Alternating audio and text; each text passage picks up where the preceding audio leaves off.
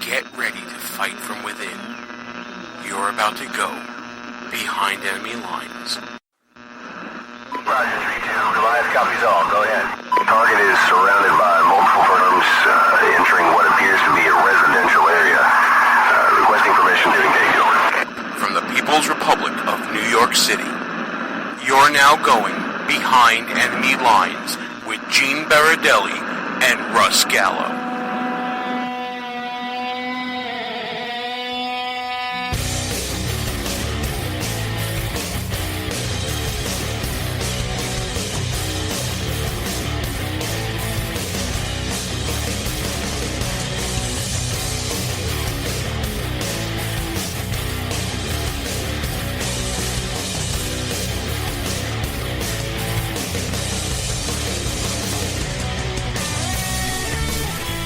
And you are now behind enemy lines.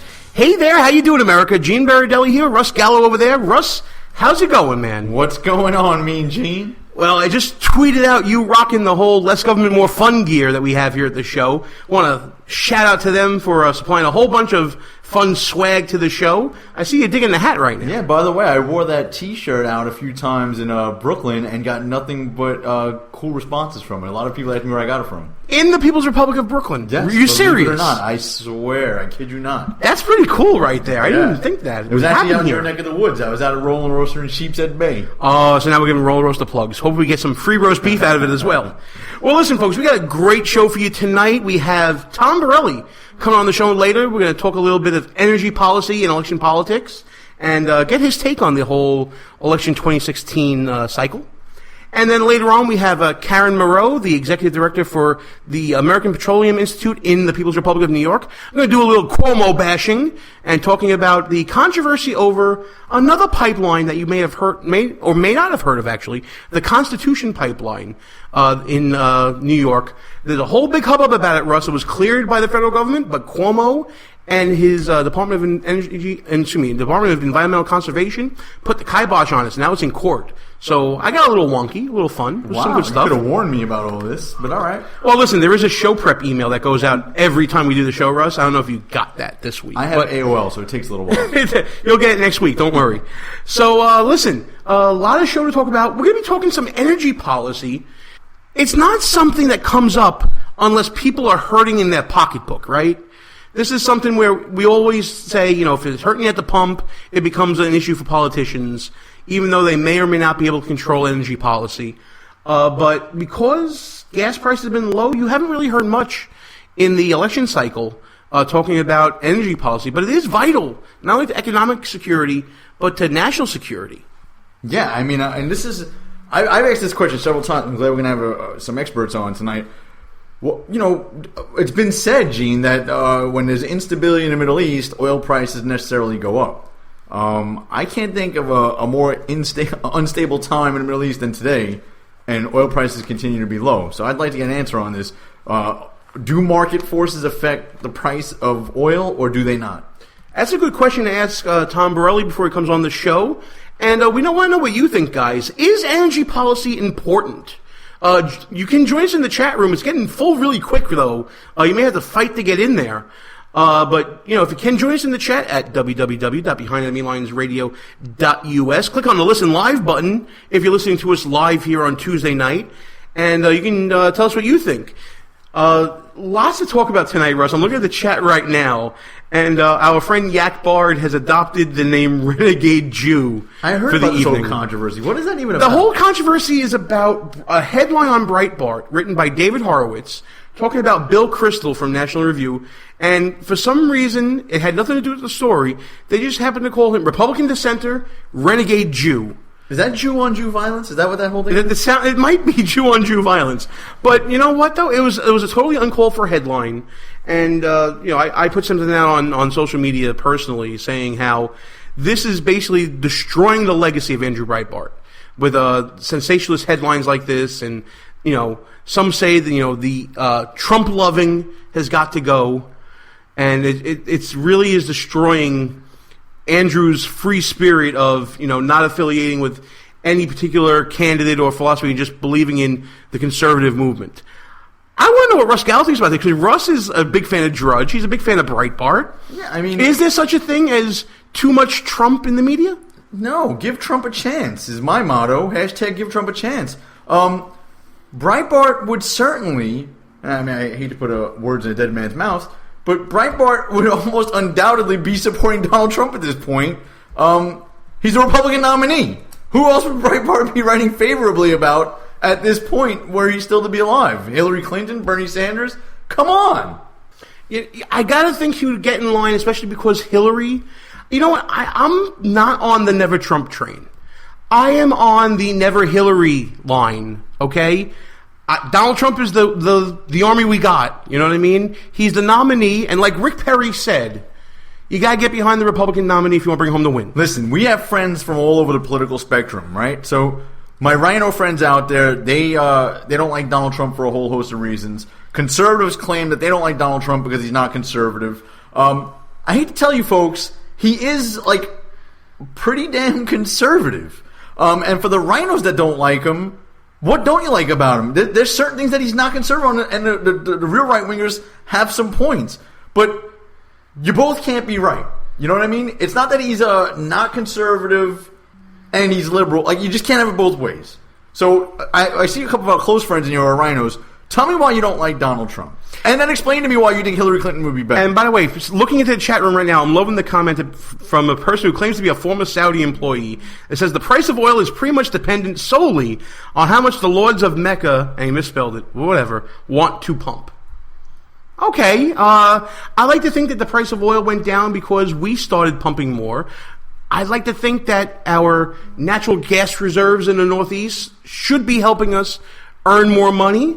But for some reason, New York State doesn't want to do it. New York is content to be a consumer rather than a producer. And I don't understand why, but we'll get more into that later. Yeah, we got to dig deeper into this, because I don't understand. I really don't get it. First of all, we do say oil is relatively cheap right now, which it is in some ways, because it was up to almost $4 a gallon at one point in New York. But when I was your age, the gallon of gas used to be 60 cents. When Bush took office, it was under $2 a gallon, and now it's over $2 a gallon. So... I mean, I don't know if you just can account for inflation and say that that's what's causing it, but at the end of the day, it's not really as cheap as it was. Well, just the fact that it went up to $4 a gallon or over $4 a gallon, and now it's back down. But my people question are touting that. Don't you remember, though, why was it up that high? Remember they were saying things like the wars in the Middle East, instability, uncertainty in the Middle East were driving these prices up. It turns out that, I mean, it's not true. Iraq is collapsing. Iran is on the brink of war with us. ISIS is running wild through the Middle East. Syria collapsed. Egypt collapsed. I mean, country after country collapsed over there, and oil prices are still relatively low. Absolutely. Another comment in the chat room, OPEC has tried to do what they did in the 70s, destroy the U.S. oil companies, but this time America planned for that. So maybe we learned from the mistakes of the 70s. Who planned for it, though? Barack Obama... We're pumping more oil in the United States now despite Barack Obama and this administration. Private oil lands are pumping the oil out. The lands that are leased by the government to oil manufacturers and explorers have pumped less. So our administration didn't plan for this, that's for sure. Absolutely. And one of the questions I'm going to ask Tom Borelli once I get him on the line right after I finish talking here is the progressive left's environmental stance and how much that hurts our economy, especially poor places like, for example, upstate New York, that could use the 2,500 jobs or so that this pipeline could, generate just from the construction of it alone, let alone, I mean, there used to be such a thing as a factory in New York State. Now, I don't think there are any more factories anymore, or any more manual labor jobs in upstate New York. I think that's the problem here. And I got to ask why this isn't happening in states like New York that could use those jobs. And it's another worthy conversation because Donald Trump, one of the positions he takes is talking about tariffs. And the argument is that he's not conservative because he doesn't believe in free trade. So I think that this is worth looking at because I got to tell you the truth. I'm about as conservative as you can get. And I'm not saying about as conservative for a Northeast Republican. I'm talking about as conservative as you can get. But I've never felt fully comfortable with quote-unquote free trade. I think Donald Trump might be onto something here. Well, listen, as we speak right now, I am trying to get Tom Borelli on the line with us, and I believe he's there with us now. Tom, is that you? This is me. Hey, Tom Borelli, Gene Baradelli, Russ Gallo here on the line with you behind enemy lines. How are you doing, sir? Great. How are you doing tonight? We're doing great. We just started priming our audience a little bit in our chat room, talking about the what we think is an underreported issue in election politics, and it's right up your alley. We've been talking about energy policy, especially in the context of what's going on here in New York State with the Constitution Pipeline and Governor Cuomo basically catering to limousine liberals and their pseudo-environmental concerns. I know that this is right in your wheelhouse, man. Let's just talk in general about the importance of energy policy to the American voter this election cycle. What do you think? Well, energy is a great topic for the American people really to focus on because it's an issue that affects each and every family and each and family individual. All you need to do is pull into a gas station and fill your car or SUV up, and that's energy policy. It's a lifeblood of our economy. And sadly, progressive Democrats, what they really want is they have a war on fossil fuels. President Obama said he wanted electricity prices to skyrocket and that he would bankrupt part of the coal industry if he went through with his cap and trade plan. And Obama's cap and trade plan didn't go through. That was targeting coal-fired power plants, but at the end of the day, he used EPA regulations to essentially bankrupt a number of coal mining companies, and electricity prices are now beginning to go up. And when it comes to Mrs. Clinton and Bernie Sanders, they also don't like coal. And Mrs. Clinton recently said, remember, she's going to put more coal miners out of work and more bankruptcies if she was president. Bernie Sanders, doesn't like fracking at all.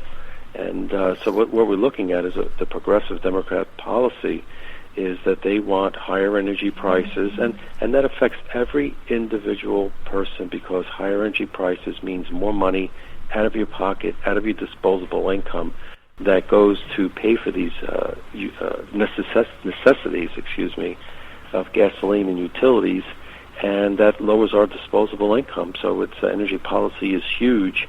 It affects everyone, and progressive Democrats want higher energy prices, and they're not shy about saying it. Has America been lulled into a false sense of security when it comes to gas prices going down recently? And is that going to affect whether people will vote based upon their wallet when it comes to prices at the pump or the prices of their home heating oil and things of that nature? It really should, and that's what the really great thing about energy policy, which is really almost your first question as well, is that because it affects every family, it should be top of mind when people go to vote. And again, Democrats, they want higher energy prices, and for those who are trying to figure out who to support, in this coming election, and state level as well, is the question is, do you want higher energy prices? I mean, it's as simple as that. Because the information is there. Unfortunately, too many Americans really don't connect the dot between something that sounds harmless, like energy policy, and their livelihood. But there's a direct line. And again, with higher energy prices, what that really means is higher unemployment as well. Because you have to think about which CEO would want to build a manufacturing plant in the United States. And with higher energy prices, especially electricity prices, they will always opt for the cheaper input cost of lower energy prices, lower electricity prices, and that means moving jobs overseas to places like China, India, where they use coal abundantly and also have cheaper labor force as well. So I'm not disputing anything that you're saying here because I agree with every word you said. I think the disconnect here is that. For the most part, energy prices, as Gene and I were discussing before you came on, they seem to be relatively low over the past few years, and yet the economy has not boomed. And I'm wondering, how can that be explained, especially to the average voter? Or is this a delayed thing that the economy, will eventually pick up if we keep energy prices low? I mean, your point is well taken. The fact that people tend not to react when things are going well. Any time when there's high gasoline prices, the Democrats, are always blaming the oil companies. We haven't heard about that lately, now have we? So people certainly have been lulled aside, and But the higher unemployment with again, energy is an input cost, so energy isn't high, but you have higher labor costs, and in terms of employment, I mean, unfortunately, that goes almost totally to another issue. A lot of regulations and unemployment. I mean, with energy, President Obama again raised electricity prices or bankrupted a lot of coal companies, and thousands of coal miners are out of work, and that's why when it came to West Virginia, Donald Trump did amazingly well in the primary because he's really for the blue collar type worker that President Obama has put on the unemployment line. And what's most twisted about coal is the fact that even Mrs. Clinton's statements about putting more coal miners out of work is that you had individuals who were making $60,000 as a coal miner in West Virginia who were actually paying taxes into the system. But now because they've been put on the unemployment line, Mrs. Clinton wants to give them like a $30 billion job training program. Well, that's our federal tax dollars going into job training. So they flipped a person who was actually contributing to the system through paying taxes by earning a good living wage to a taker of our taxes because they're being retrained. So, there's an example where, energy policy has harmed, thousands of Americans, and Mrs. Clinton and Bernie Sanders would basically do the same thing to the fracking industry, which is the energy production, what we've had here in the United States that's led to a boom in jobs in terms of energy development here. But as you mentioned earlier, it's something that's not happening in New York State because Governor Cuomo has a ban on fracking. And, we're the energy producer, the leading energy producer in the world.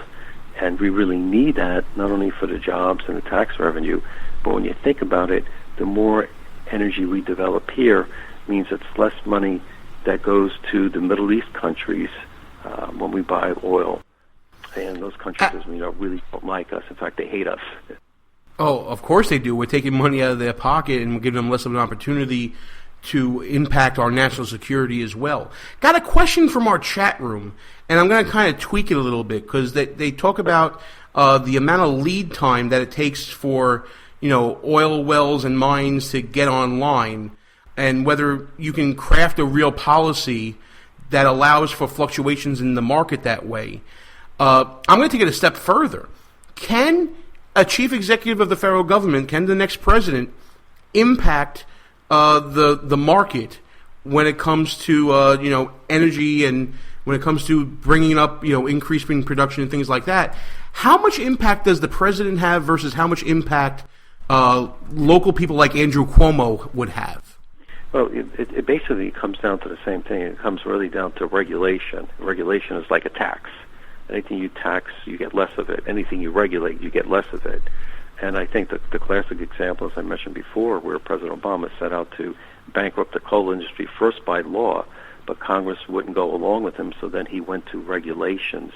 And the EPA, Environmental Protection Agency, has issued regulation after regulation, and that's actually bankrupted the coal mining companies, and they want to do the same thing to the fracking industry. And in fact, last week, because everybody's so focused on policy, people didn't realize it, President Obama or the EPA came out with a regulation on methane, which is essentially natural gas. So they're already starting to regulate natural gas, and energy policy really is determined really by how much regulation you have. The market, plays another role. That's supply and demand. But anytime you have the faceless bureaucrat involved, that's out of the reach of the individual voter. It's very difficult. And with Governor Cuomo, I mean, he used his authority within New York State to block fracking, but it has done wonders for the economies of, let's say, North Dakota, where they've unleashed the energy production there, and has led to great jobs, great paying jobs, and a very low unemployment rate. When we wish we had that in upstate New York. So, you mentioned natural gas. I mean, they regulate CO2, a gas we exhale, the most natural gas of all. So, I'm asking, for a clarification on something, because Gene and I have argued this or discussed this for a few years now. No. We've argued. No. This is this is Good, more I'll of a throw it discussion into point. it. I I'll don't argue get too. something in the market when it comes to energy prices. I mean, you've outlined pretty well that the Obama administration, the Democratic Party in general, they're anti-energy production. I spoke on the Middle East and how unstable they are and will continue to be. But yet, with all these factors, gas prices at the pump don't seem to be going up. And we're told whenever there's a Republican in the White House, when the Middle East is unstable or there's threats of war looming, that gas prices will necessarily rise. And why isn't that happening now? I don't understand. Currently gasoline prices? Yes, and when I go to the pump, it's almost the same as it was when George Bush was in office, and they were, it spiked up to $4 because they said the Middle East was unstable, and then it's even more unstable now, and somehow gas prices are going down. So I guess what I'm asking, for oil in particular, I mean, is it a market? Is it market based? Is it a cartel from OPEC? Like, what is really driving these prices? Well, it really always comes down to supply and demand, and a lot of people have to realize that when you frack through the shale rock, through the process, not only do you release natural gas, but you also release oil, which then gets converted obviously to gasoline through processing. And we've had a huge increase in our demand of oil and natural gas through fracking, and that has led to a big decrease in energy prices here in the United States, especially gasoline prices. So it is really supply and demand. With gasoline prices are now starting to tick up because the Middle East countries got kind of ticked off that we were becoming so energy dependent and gasoline prices were coming down that they decided to keep producing as much oil as they can to try to drive gasoline prices low, oil prices low, to really try to push some of our fracking industry here domestically into bankruptcy or to stop drilling. So the market is still supply and demand. Middle East countries are trying to pump as much as they can to lower gasoline prices and oil prices so that it's not profitable for domestic companies here. So there's always going to be that swing, but think of it the other way. If we didn't have domestic energy production, we would really be at the Middle East countries' mercies. And OPEC, which is the cartel of oil producers internationally, they don't have the power they used to have because we are now the leading producer in both oil and natural gas. And I might add, we are the leader in oil and natural gas production here in the United States, despite President Obama, because the huge increase in development has come through state and private lands, not on federal lands. So again, this is where the chief executive has a role, but at least in this time, the free market is working here. All right. You know what? I got a real education here tonight. Dr. Tom Borelli, I really appreciate you coming on. I'm assuming that, and this will be the last question, I'm going to go to plugs just real quick, the better energy policy, will it come from Donald Trump or Hillary Clinton? I think we all know the answer to that, but just to get you on record, the answer is... Well, certainly, I would be shocked if President Trump would want higher energy prices. One of the beautiful things about domestic energy production, by definition, it's domestic. Shale rock is under our continental United States, so those jobs can't be exported. Already, Mrs. Clinton said that she would regulate the fracking industry so much that there'd be very little of it going on. And again, she already said she would continue with President Obama's policy of trying to bankrupt more coal companies and putting more coal miners out of work. So the answer is pretty clear there. Mr. Trump would have much better energy policy. Well, there you go. Listen, I want to make sure everybody checks out all the work that you're doing. I looked up your bio and I was going to put it up on our site, but I didn't have enough data space to put everything that you do up. So why don't you tell everybody the best way that they can get in touch with you if they want to read more about what you're writing and what you're talking about, and, of course, all the social media goodies. Great. Well, thanks a lot. I'm at Tom Borelli, and I'm also on Facebook, and my writing and video commentaries can be found at conservativereview.com. Absolutely. And also, please give our best to your lovely wife, Deneen, who does such great work as well. And we see all the work on her website there from you as well. It's a family affair for the Borellis, Russ, and it's pretty cool to see. Dr. Tom Borelli, thanks for coming on. We'll talk to you down the road in 2016. Thanks a lot, sir. We're on our way down to Fox News to talk about the election all night. So, but thanks for the opportunity. All right, we don't plug the competition here, Tom, so don't do that. No, I'm kidding around. Okay. Thanks again for the help. I'll talk to you soon. All right, bye-bye. And that was Tom Borelli joining us for a little commentary about energy policy. Listen, this stuff can get wonky, Russ. And, when someone with a thick head like me can't get it the first time, Tom's got to repeat it over and over again so that I can get it sometimes.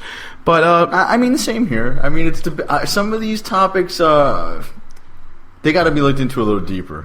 It's not enough for a 1 hour show. Let's put it that way. Absolutely. Because, I mean, of all, of any sector of the economy, I'd say energy, you can argue that it doesn't follow the laws of supply and demand as strictly as other... Because the suppliers are such a small community, they can manipulate the market without governmental control over that market. And it's also like one of the guys in the chat room said fairly that...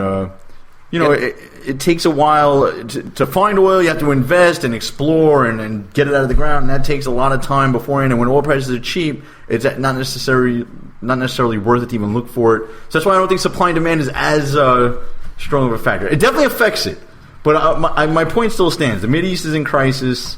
We have an administration that's anti-exploration, anti-production, and somehow gas prices are cheap and the economy is not booming. So I don't understand. All these theories, I think, are going out the window or at least have to be revisited. And we have a Democratic Party that is so against any type of constructive energy policy. Liquid natural gas is one of the cleanest burning fuels we have here in America, and we're a great producer of it, and they're still against that. And we'll talk about that with Karen Moreau from the American Petroleum Institute right after these brief words here. Gene and Russ, back behind enemy lines. We'll be back right after some brief words. I'm Vito. And I'm Vito, and we're from WNJC's The Vito and Vito Show. Every Friday at 1 p.m., you can hear Vito and Vito bring you the perspectives of two college-age millennial conservatives who are committed to defending the principles of free markets, liberty, freedom, and individualism from Brooklyn, New York. Follow us on Twitter, Facebook, and Instagram at Vito and Vito Show, and check out our blog posts and articles at VitoandVito.com. Vito and Vito Show every Friday, 1 p.m. on WNJC 1360 AM, Philadelphia's Renaissance Station. In Brooklyn, it's nothing but the truth.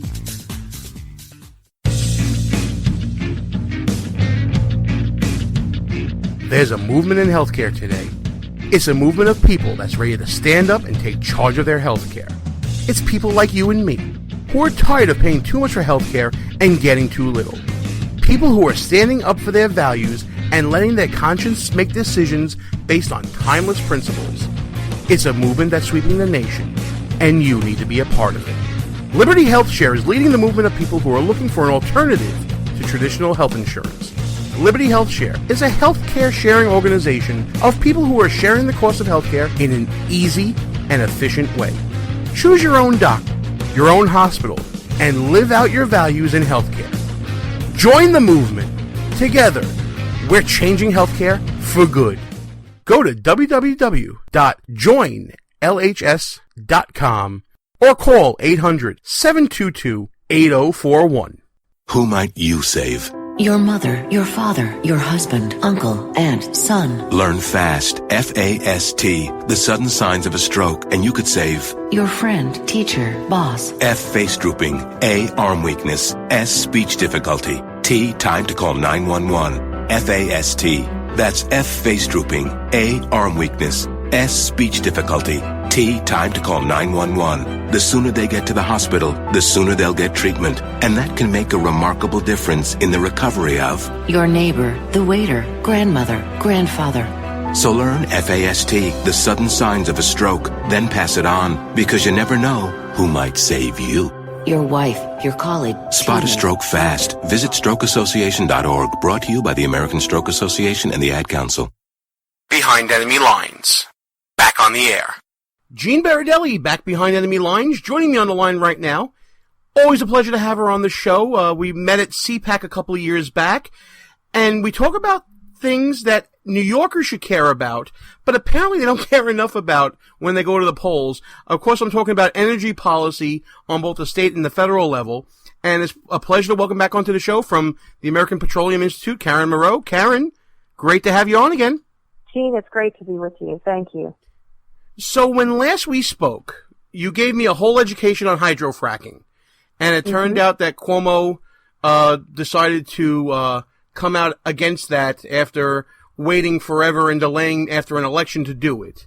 But now we're going to be talking about, so now we're going to be talking about his latest policy regarding the Constitution Pipeline, once again turning against the best interests of the citizens of his state. That's right, Gene. Now, states like Pennsylvania, our neighbor to the south, have the second largest natural gas field where they're pumping and producing record amounts of natural gas, all contributing to making the United States the leading producer today of oil and natural gas. And New York State is one of the biggest importers of natural gas as its source of energy both for electricity generation and for heat. And New York City in particular uses a tremendous amount of natural gas. So in order to get the gas from the shale fields of Pennsylvania to places like New York City, we need pipelines. We don't have enough. And there's a project called the Constitution Pipeline, which would have actually brought gas from northern Pennsylvania up through some of the poorest regions in upstate New York, connected into another pipeline, which would have then transported that gas to New England and to New York City. And Governor Cuomo's DEC several weeks ago denied a water permit that is part of the process for getting this pipeline constructed.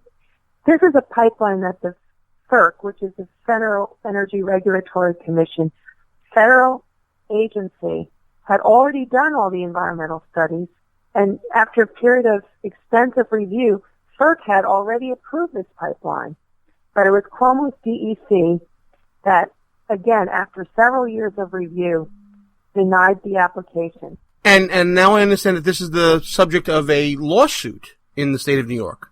That's correct. The builders of the pipeline have just filed a lawsuit challenging DEC's decision.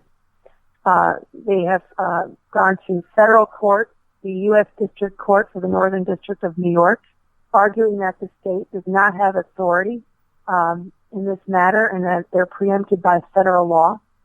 They've also filed another suit in the U.S. Circuit Court of Appeals in the Second Circuit, calling DEC's ruling arbitrary and capricious, as well as an impermissible challenge to the FERC's earlier approval. It's really a very unfortunate situation. You know, that pipeline would have created 2,400 jobs just in the construction of the pipeline in upstate New York. Yes, go into that. Upstate New York needs those jobs. Yes, upstate New York is dying. It's been dying for decades. Fracking had offered so much hope to people in upstate New York. That was denied by Cuomo.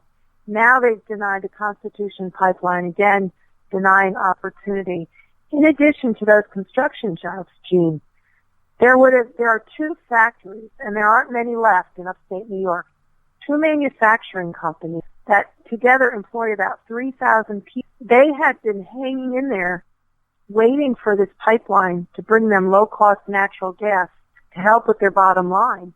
Now the future of those companies is in jeopardy because of this denial. And this is coming from a governor who thinks that upstate jobs are going to be done like tech jobs and all these things like that. Meanwhile, you have the capability to bring thousands of jobs to the state, and you're choosing not to. It boggles the mind. It really does. Not only that, Governor's energy plan of 2015 called for an increased use of natural gas. And certainly Cuomo has been leading the pack and, to try to claim the title of the most environmentally friendly governor in the nation. In reality, he's doing things that actually hurt the environment. Natural gas is the cleanest burning of the hydrocarbons. And it's because of the increased use of natural gas, all due to fracking technology, that we have the lowest carbon emissions in 20 years in this country. It's not because of renewables. It's not because of solar and wind. And you know, certainly in some parts of the country, solar might make sense or wind might make sense. But what do you do when the sun doesn't shine and the wind doesn't blow? You need a reliable source of energy, and natural gas has actually been replacing coal in electricity generation to the point where it has significantly reduced carbon emissions in our atmosphere. You know, it's absolutely amazing to me how voters are so unaware of issues like this. Normally, we say that voters vote with their pockets. You know, when you have increased energy costs, they'll take notice. But it doesn't seem like this year there is a particular interest in energy policy, because everybody's seeing that the pain at the pump is a little lower, and you know, the delivery of their home heating oil is a little lower, but it's all artificial, and people don't seem to get that right after this election, those prices are going back up again, and you're going to feel even more pain, right? Well, you're right. I mean, gas prices have been, you know, very low, frankly, comparatively low, lowest in many years, and that, again, is due to fracking. It's because of this technology that we have produced so much oil in this country, and that has led to certainly a real decrease in the price of crude oil. But that, of course, reflects itself ultimately at the pump, and, you know, people aren't feeling the pain, so to speak, so they're not really thinking about the future of energy. And you can't think about national security and not consider energy policy.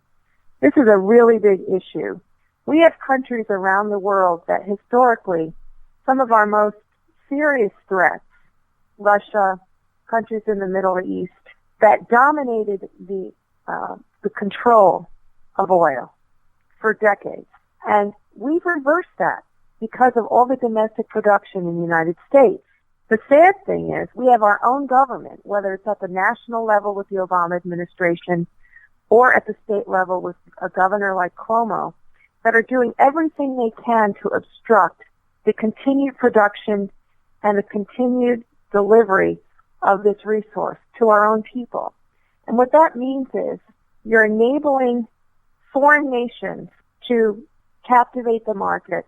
You have situations in New England right now, which has the highest electricity prices in the nation, where they're having to import natural gas from Qatar and from Saudi Arabia because these pipelines can't get built. So Cuomo is impacting national security. This is why the federal government really needs to, you know, overrule an arbitrary decision like the Cuomo administration just delivered. Absolutely. I totally agree with you. One thought as you were speaking came into my head, and for those of you who are outside of the New York State area, you have to realize that the upstate region is not where Cuomo's power base is when it comes to money and votes. His power base comes from New York City and the surrounding areas, where the Democrat vote dominates any Republican or conservative vote. Upstate is much more conservative than, and even the Democrats up there didn't vote for Andrew Cuomo in the last primary. I wonder if there's a little bit of political vindictiveness going on here, Karen, because Cuomo lost most of upstate, not only in the general election, but in his own primary. Do you think there are political calculations here? Well, it's hard not to think that way, Gene, because when one looks at the policies of his administration since his reelection, he has become draconian in his treatment of upstate New York. He has really robbed upstate New York of all opportunity. He's got a boondoggle that he's created right now in Buffalo with this Solar City factory, where he's claimed that it was going to provide thousands of jobs. They were going to build the biggest solar factory in the world with $750 million of taxpayer money. And what's happening right now is they're only predicting several hundred jobs. And this is something that, may fail because the company, Solar City, is in deep financial trouble. All I have to mention is the word Solyndra to give you an example of what I'm talking about. This is something that the governor is doing because he wants to benefit his wealthy environmental backers, these foundations, the types that, the Hollywood celebrities that donate heavily to progressive causes, including, governors like Cuomo. And that's his base. And he doesn't care about upstate New York. That much is clear. So listen, last question, then we gotta get moving here. Obviously, election 2016, very important now. Donald Trump appears to be the presumptive nominee. What do you want to hear from either candidate, whether it be the Democrat or the Republican, in discussing energy policy? What are you looking for, and what should voters be listening to hear? I think what you want to hear is a president that understands that with domestic energy production comes national strength, both in the economy and in our defense of our nation. That's what you want to hear. You want to hear a seriousness about energy policy, and you don't want to hear pandering to the environmental groups. And unfortunately, Hillary Clinton several years ago was in support of fracking. And, recently in some of the debates with Bernie Sanders, she's, come out and said things like it will be the highest level of regulation with the idea that it will deter fracking. These kinds of statements are irresponsible. And we need people there who are serious about energy policy because it really is the backbone of our nation's economy and our national defense. Great stuff, Karen. Thanks for coming on the show. I always appreciate opportunities where we can bash Andrew Cuomo, and giving me that opportunity is fantastic. So thank you for that. And folks, while you're listening to this great interview, I want you to go check out www.api.org, the American Petroleum Institute. It's not just about oil, folks. It's about energy independence. It's about making sure we have a strong economy, strong national security like Karen's been talking about. And Karen, if people want to find out more about you, where can they find it on the social media and all that fun stuff? You can see me at Karen B. Moreau. I'm on Twitter. Google me. You can find me. Absolutely. You Google anybody these days, you can find them. Karen, I always love having you on the show because we talk about things that make people go, and maybe rethink their positions about where this country should be going. Karen Moreau from API, American Petroleum Institute, thanks so much for coming on the show. Thanks, Gene. The show will be right back. But first, a word from Al Sharpton. But resist we must. They're all jitty about a shutdown. The tortoise in the race, then co-author of Hubris. U2 lead singer Bono, Fran Drescher, Sigourney Weaver, suspect Jahar Tsarnaev, Rush Limbaugh.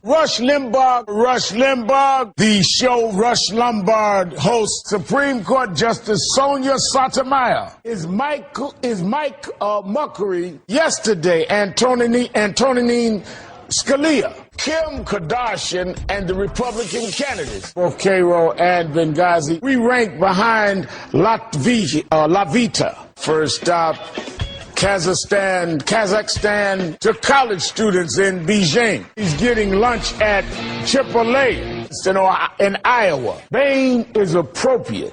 The GOP's tax day giveaway to millionaires. Why was traffic problems email sent? The Environmental Projection Agency. And what sequestration has done. But wait, there's more. We all know I've had my share of prompter issues. And here's the president meeting with a cola cube. Republicans, Grinches, launching fistful of coal.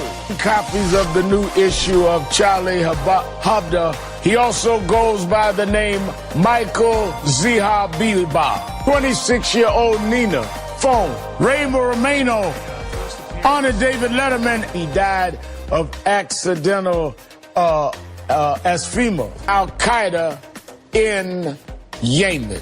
The start of school has been postponed several times. Massive manhood is underway. Who spoke at a white supremacist convention. You look at the hand you're dealt with, there are not 60 Republicans after a historic.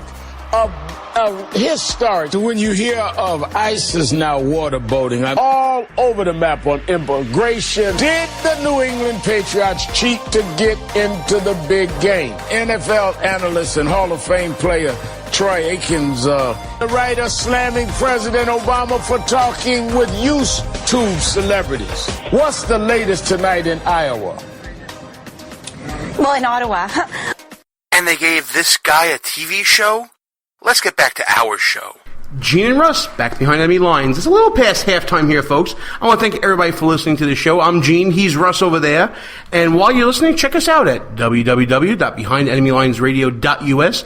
Check us out on the Facebooks and the Twitters at BEL_radio. And if you missed any part of the live show we do Tuesday nights on Spreaker, you can check us out at any one of our rebroadcast outlets, including WNJC 1360 AM, Philadelphia's Renaissance Station, WJHC 107.5 FM in beautiful Jasper, Florida, on the Florida-Georgia line, K98 Talk, High Plains Talk Radio and Sackheads Media, and ICRN, the Internet's conservative radio network.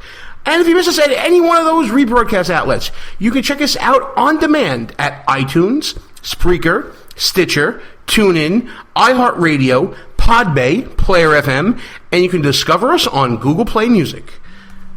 Russ, you know what? This has been a pretty decent show. It's been a little NPR-ish for me, and I know you want to keep it going, so go right ahead. Yeah, well, I mean, honestly, Gene, I've had enough of talking about this silly topic of energy. It's just silly. I think we should talk about something more important. Something that matters. Something that matters. What's that? Let's talk about this transgender bathroom thing. Oh, good Lord. Let's get into this a little bit. Can we get into this? He set me up. I got a whole lot to say on this whole I got hoodwinked, bamboozled, run amok. Oh. Okay, so listen. So what bathroom will you be using this week? All right, so how do you identify? First of all, I identify myself as, hold on, let me unzip my pants and take a look. How about that? Oh. Can we do that? When did this become the Howard Stern radio show? Can we do that? I don't want to do that. Can you choose to be black today, Gene?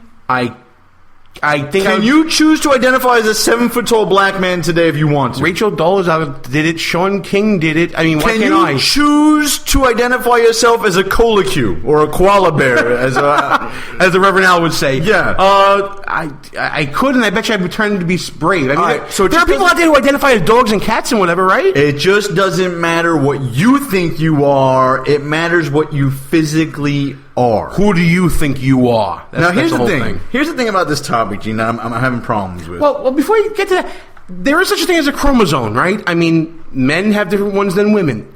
So no matter what you do to alter your appearance, you're still going to have that basic genetic code that we learn about in 6th grade biology, right? Forget about the chromosome. If you have the equipment. Because men can get it removed. And if they get it removed and they're on hormones, fine. Use the ladies' room. But as long as you got that thing... Your equipment, you got to go in the men's room, my brother. Here's the thing, Gene. I have a whole bunch to say here, but let's start dissecting this a little bit. Oh, God, we're dissecting bathrooms. The majority of Americans agree with me and the stance. Well, you are the voice of an angry America. I am the voice of the people. I give the people what they want, and what they want is to be able to send their 10-year-old daughter into a bathroom without a transvestite standing up peeing in the stall next to her. How about that? And if Nancy Pelosi says otherwise, she's a damn liar. Okay, listen, Gene. The majority of Americans agree with what I'm saying. Democrats and Republicans alike. They agreed that gay marriage was wrong. They did. Gay marriage passed. We're never going back. Now the polls are about 50-50 on gay marriage, and gay marriage proponents probably have a slight advantage now. And the lawyers love the gay divorces, by the way. Just want to say. And so now, the same thing with this transgender bathroom issue and co-ed bathroom. The majority of Americans agree. But once we slip this through the cracks... So to speak. Once it slips through the cracks, God willing, none of that really does happen, it's going to be too late to go back, Gene. And then the public opinion will start to shift, and the Bernie Sanders supporters will keep reproducing because they're very irresponsible and they have multiple children from multiple moms and dads and all this other stuff. But Russ, don't you realize this is the civil rights issue of our... I can't even get out without laughing. This is the civil rights issue of our time. Or at least for this week. Because wasn't gay rights the civil rights issue of our time for marriage? Now it's bathrooms, the civil rights issue of our time? But Gene, and here's the thing that people don't think about. The left is incremental. I've said this 1,000 times. They're incremental. Gay marriage was their first little step. Bathrooms is next. Gay adoption. Is Loretta Lynch right in saying that it's basically born of ignorance that North Carolina and other places have done these laws that are prohibiting transgender people from going to the bathroom where they want to? Yeah, actually, yes. It's the same as slavery and the same as Jim Crow. Exactly the same thing. What? Doesn't that sound crazy? I can't even believe I said that. Yeah, and you said it with a straight face. You scared the crap out of me. So a black woman basically compared... transgenders not being able to use the bathroom of their choice to Jim Crow laws. An African-American woman, the Attorney General of the United States, arguably the most powerful black woman in the country right now, is saying that what her people went through under Jim Crow in the South is the same thing as a man dressed as a woman not being able to use the ladies' room. Come on now. What?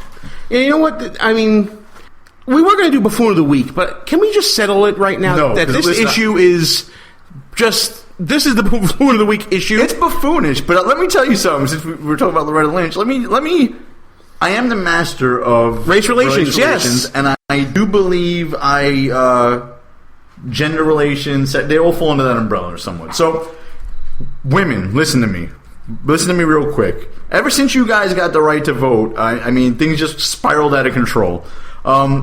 At the end of the day, more women vote than men. I mean, I believe we've established that. And more women that vote for Democrats than they do for Republicans. I think that's a fact. With that said, the majority of you support a political party that is soft on Islamic extremism, or Islam, period, like I keep saying. You guys would have it the worst if Islamic extremism is allowed to flourish. You guys would have it way worse than men. Way worse. Yet you support a party that, is soft on this. You support a party that overwhelmingly believes that transsexuals should be going to the bathroom with your sons and daughters or grandchildren, and little boys should be showering with little girls in high school, and grown men should be going to the same bathroom as little girls and little boys. You support that party. I mean, what's wrong with you? Nancy Pelosi is the majority leader of your party in the House of Representatives, and she is pushing to have people of different sex in the same bathroom. Now, let me just say this one last thing, Gene, and then I'm going to turn it over to you. All right, go for it, man. Who loses when men and women are allowed to go to the same bathroom? I'll tell you what, I don't care if a woman's in the bathroom with me. I really don't. It's not the men. It's not the men. We stand when we pee. And I know you guys are going to come after urinals next and say that's sexist and try to get them removed. I already went on GoOnRecord.com and put that one out there. Great site, everybody, by the way. GoOnRecord.com. Tell us what you stand for. Check them out. Set up an account. Invite your friends from Facebook and the Twitters and whatnot. And put your opinions up on their site. Doesn't matter what the topic is. But let's get off that for 1 second, Gene, but let's go back to the main thing. You women are going to suffer. I'm telling you. I'm sorry. I don't want to get derailed here. I'm going to end this quick.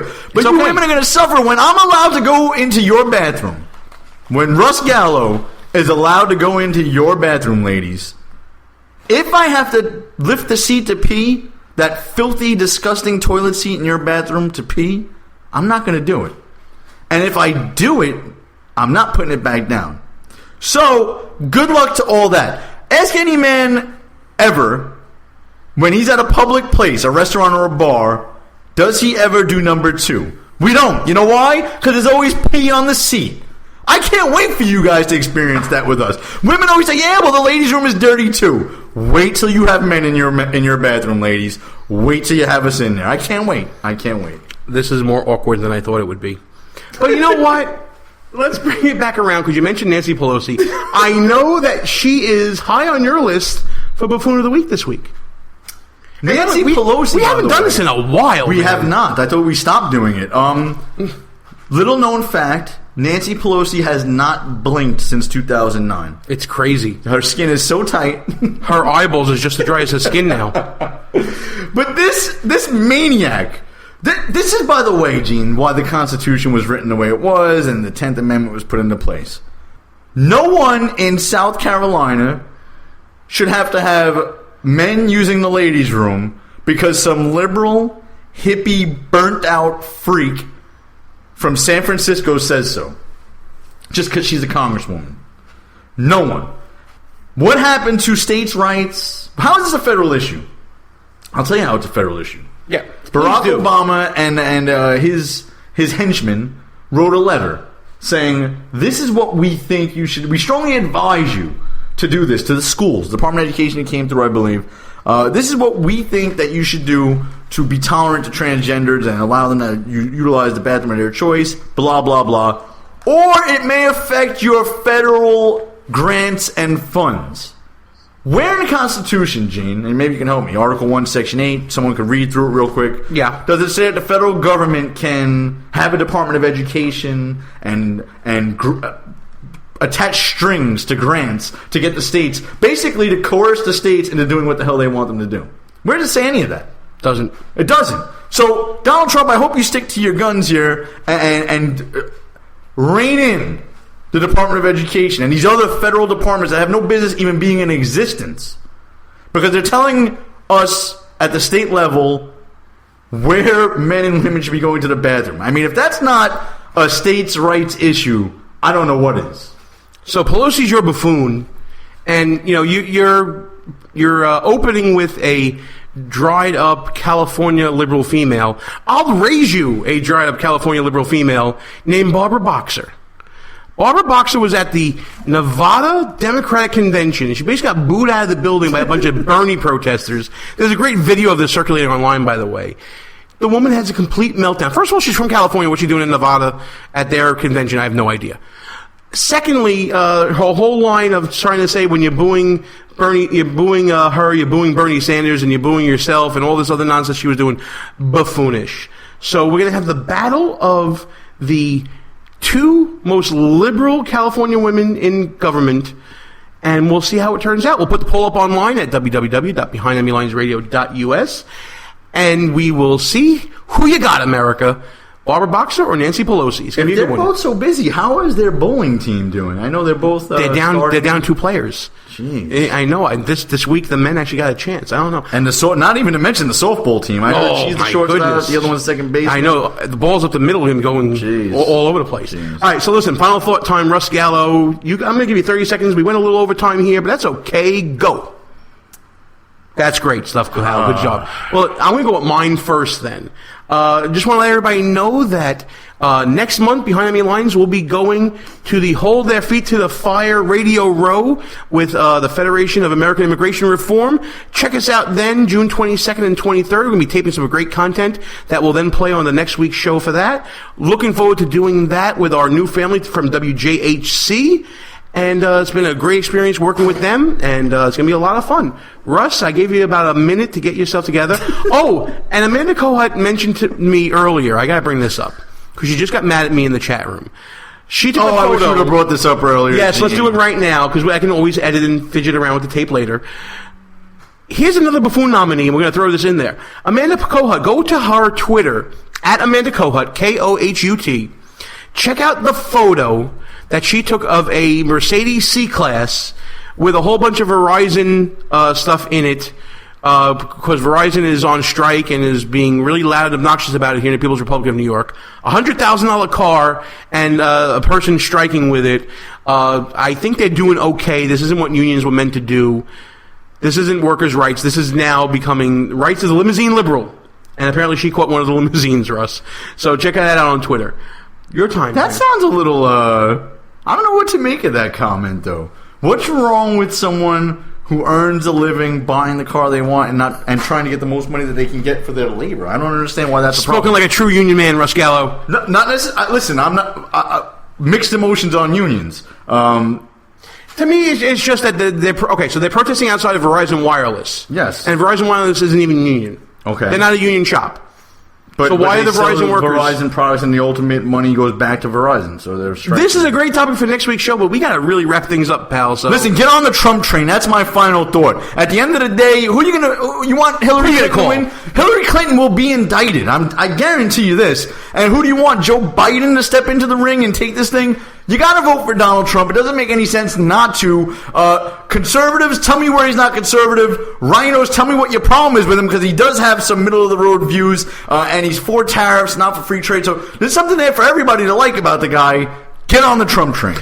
All right, folks, that's going to wrap things up from here. We got to shut this thing down because we are a little bit over time. Gene's got some editing to do. Russ, are you ready to shut the sucker down? Shut this mofo down. All right, folks, till next week from the People's Republic of New York City. Good night and God bless. Our position's been compromised. It's time to roll out.